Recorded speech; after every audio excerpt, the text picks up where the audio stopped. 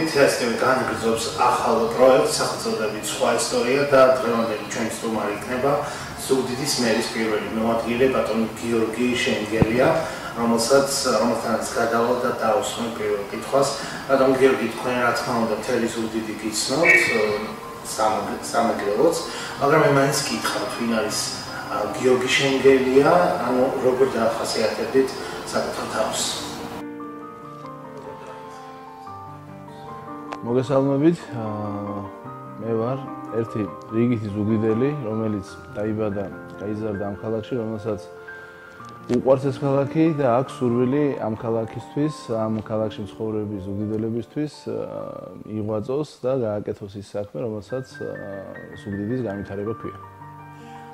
ვიცით, რომ თქვენ დაამთავრეთ ქალაქ ზუგდიდის ნომერ 2 საჯარო სკოლა და თქვენ პედაგოგები გახასიათებდნენ აბსოლუტურად დადებითი მოსწავლე იყავით, მაგრამ ჩვენ მაინტერესებს სასწავლებლით რა დაამთავრეთ და საერთოდ როგორი იყო თქვენი სტუდენტობის ხანა?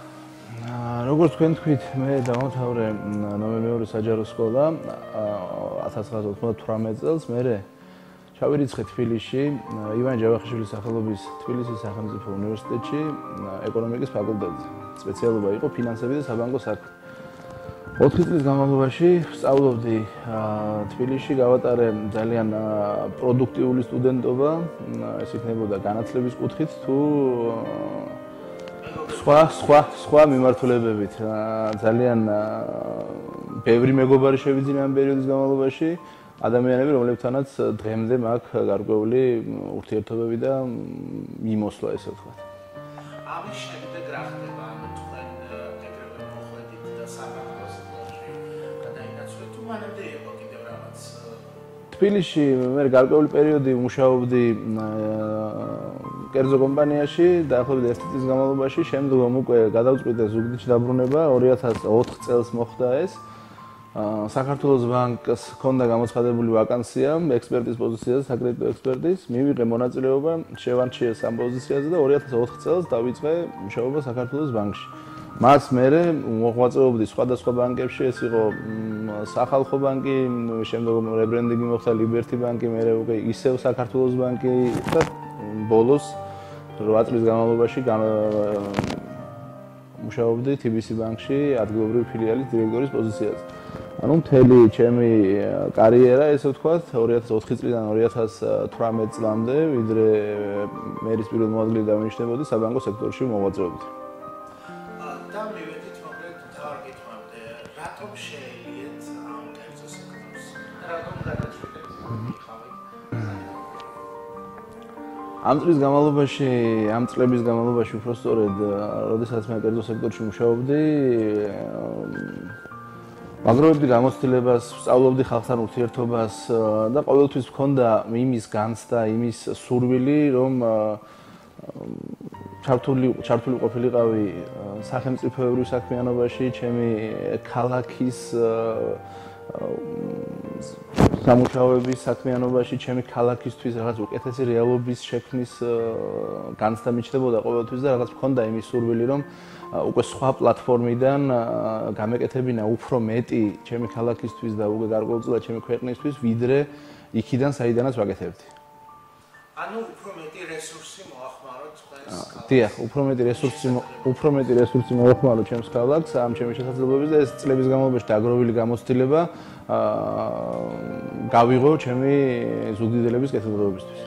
როგორც კი თქვენ მოხვედით და გახდით მერის პირველი მოადგილე, წამსვე გაჩნდა საზოგადოებაში ავტომატურად უნდა გახდეთ ზუგდიდის ახალი მერი.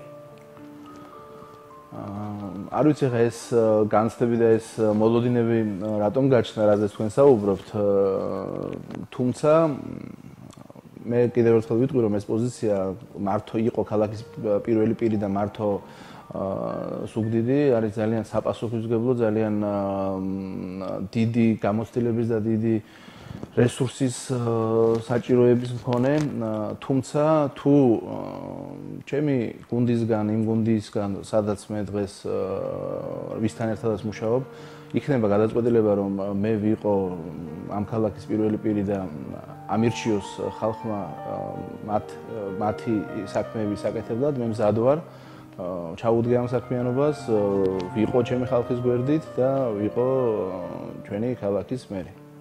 თქვენ როგორ ფიქრობთ? დადებს თუ არა მართველი გუნდი?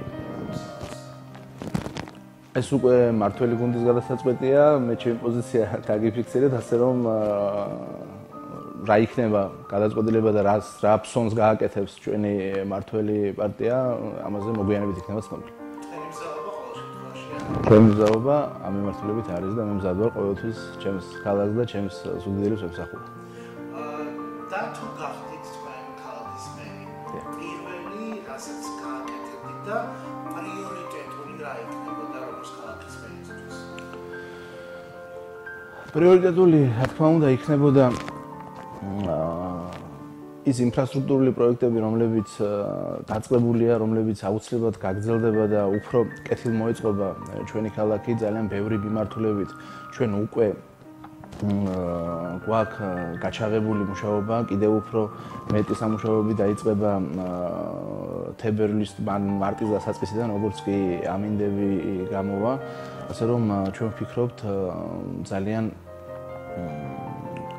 დიდი რესურსის ჩადებას ზუგდიდის კეთილმოწყობისთვის. ასევე ძალიან დიდი ყურადღება გამახვილდება სოციალურ პროექტებზე, ჯანდაცვის პროექტებზე, ასევე ჩვენ გვაქვს არსებული პროექტები და კიდევ ახალი პროექტების განვითარებას ვფიქრობთ სტუდენტების მხარდაჭერის კუთხით, წარჩინებული მოსწავლეების მხარდაჭერის კუთხით, ასე რომ ძალიან ბევრი მიმართულებით, ძალიან აქტიურად და ძალიან დიდი რესურსის, ადამიანური რესურსისაც და იმ სახსრებისაც, რაც ამისთვის აუცილებელია, ვაპირებ ჩადებას, რომ ზუგდიდში უკეთესი რეალობა და უკეთესი განვითარება იყოს. და ბატონო გეგა, ხომ არ არის საჭირო დაუშვათ გადაიხედოს საკადრო ცვლილება თვითონ ზუგდიდის მერიაში? რატომ საზოგადოების დიდი ნაწილი ყოველთვის აღიარებს იმაზე, რომ საჭიროა გარკვეული სახის ცვლილებები. თქვენ როგორ თვლით აი მოკლე ხნის გადასახედიდან? ჩვენ ამ მიმართულებით უკვე დავიწყეთ გარკვეული ნაბიჯების გადადგმა, ანუ საკრებულოსთან ერთად ჩვენ ახლა ვსწავლობთ სხვადასხვა IP-ების საქმიანობას, გვინდა დავხვეწოთ მათი სტრუქტურა, დავხვეწოთ ის საქმიანობა, რასაც ისინი ახორციელებენ, ვთქვათ, გვინდა რომ უფრო მეტად ეფექტური IP-ები გქონდეს, სამსახურები, რომლებიც უფრო მეტად იქნებიან იმ პრობლემების მოგვარებაში ჩართულები, რაც ჩვენს ქალაქს აწუხებს. ასე რომ გარკვეულ პერიოდში უკვე რამოდენიმე თვეში უმოკლეს ვადებში, ესე ვთქვათ, ჩვენ ჩამოვაყალიბებთ იმ სტრუქტურას და იმ საკადრო მიმართულებებს, რომელიც უფრო მოქნილად და უფრო წარმატებულად იმოქმედებს, ვიდრე აქამდე მოქმედებდა. ანუ გარკვეული სახის ცვლილებები მოსალოდნელია. აუცილებლად იქნება ამ გარკვეული ცვლილებები სხვადასხვა მიმართულებით. აუცილებლად.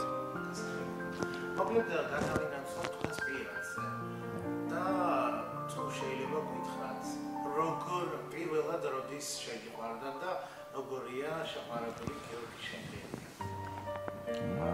პირველად ცოტა რთულია და მიჭირს ახლა ამის გახსენება, თუმცა ახლა ყველას ძალიან კარგად მოგვეხსენება, ბავშვობაში გვაქვს გატაცებები გარკვეული, ბაღიდან მოყვება, მერე სკოლა, მერე ვიზრდებით ნელ-ნელა და უკვე სერიოზულად აღვიქვამთ სიყვარულს, უკვე გვაქვს იმის განცდა, რომ ამ გზნობის გარეშე ძალიან რთულია ცხოვრების გაგრძელება. პირველად იყო ბავშვური გატაცებები, მაგრამ ამ სინამდვილეში და ესე ვიტყოდი მართლა შემიყვარდა 2004 წელს, როდესაც გავიცანი ჩემი დღევანდელი მეუღლე და 2005 წელს უკვე ჩვენ ერთი წლის თავზე გაცნობიდან გავქორწინდით, ბებიასთან სტუმრად ჩამოსული გოგო. დავახვიეთ აუბრუ ესე ვთქვათ და ერთ წელიწადში უკვე ჩვენი ურთიერთობის თავზე შევქმნით ოჯახი. დღეს გვყავს ორი შვილი და ველოდებით მესამე შვილს უკვე ძალიან უმოკლაი უახლოეს დღეებში. სასიამოვნოა და ძალიან გამიხარდა სიმართლე გითხრა და გავიცოდი.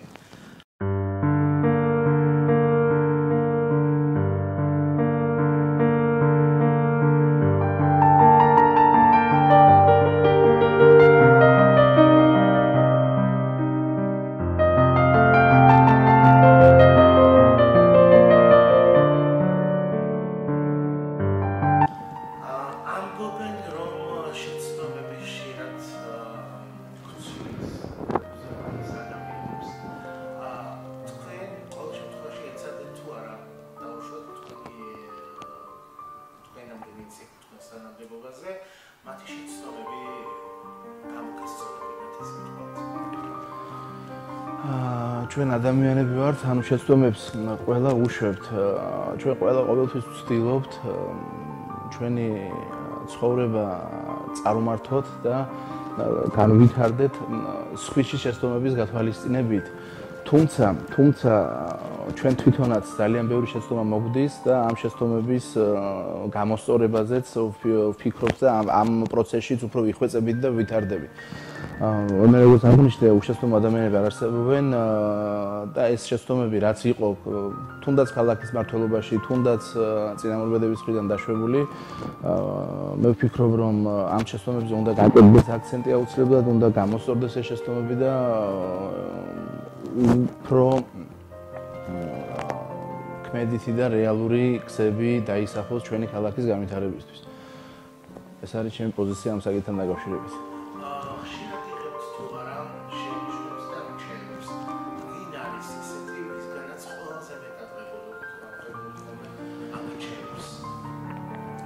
რჩევებს, რა თქმა უნდა, ხშირად მიღებ ჩემი სამსახურეობრივი სიტუაციებიდან, დღევანდელი სიტუაციიდან გამომდინარე, აუცილებელია მოისმინო იმ ადამიანების რჩევები, რომლებიც არიან მეგობრები, ოჯახის წევრები, ჩემო ბატონო, კოლეგები, ის მასწავლებლები, ის ადამიანები, რომლებთან ერთადაც პირველი ნაბიჯები გადავდგით სამსახურში და ადამიანები, რომლებიც თავის დროზე მათი მითითების საფუძველზე ხდებოდა ჩვენი განვითარება, ჩემი განვითარება პირადად და დღემდე მოვედი, აი ყველა ამ ადამიანს ვცდილობ, როცა საშუალება მაქვს, რაღაც რჩევები დავეკითხო და რეალურ ვითარებაში მათი რჩევებიდან გამომდინარე მივიღო გადაწყვეტილება. თუმცა საბოლოო გადაწყვეტილების მიღება მაინც მიწევს თავად, მაგრამ რჩევების გარეშე განვითარება შეუძლებელია ჩემი აზრით.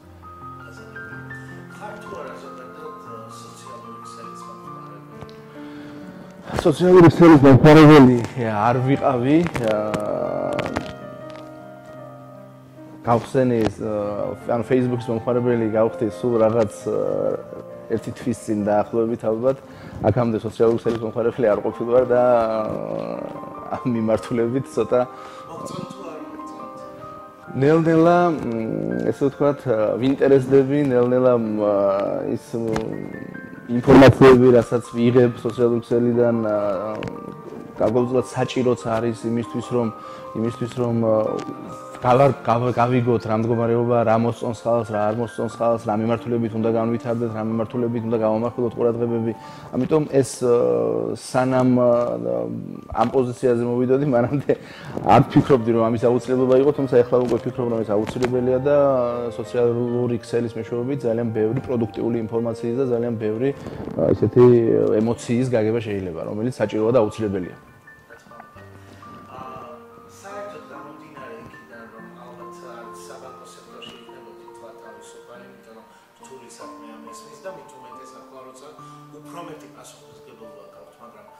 მიუხედავად ამ ყველაფრისა, რჩება თუ არა თავისუფალი დრო და აი როგორ იყენებს გიორგი შენგელია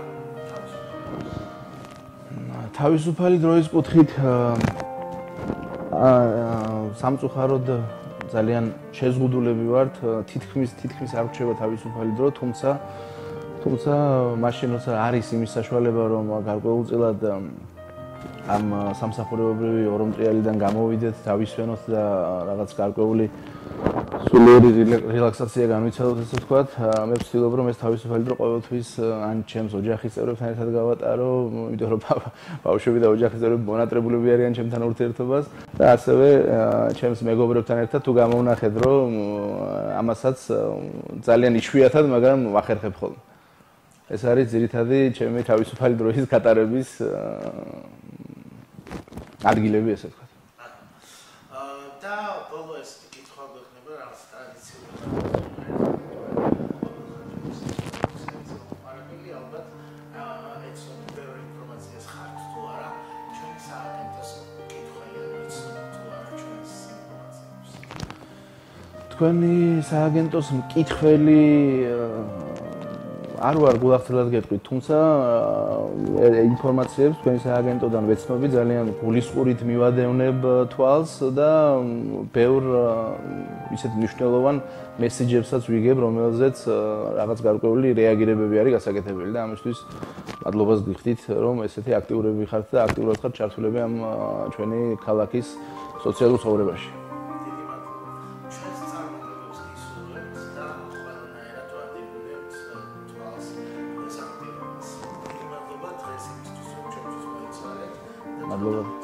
მადლობა თქვენ, რომ მომეცით იმის საშუალება, გულახდილად მესაუბრა იმ ყველაფერ ჩემს ირგვლივ არსებულ ვითარებაზე, რაც დღესდღეობით არის ჩემი ცხოვრების ნაწილი. ძალიან დიდი მადლობა. მადლობა თქვენ.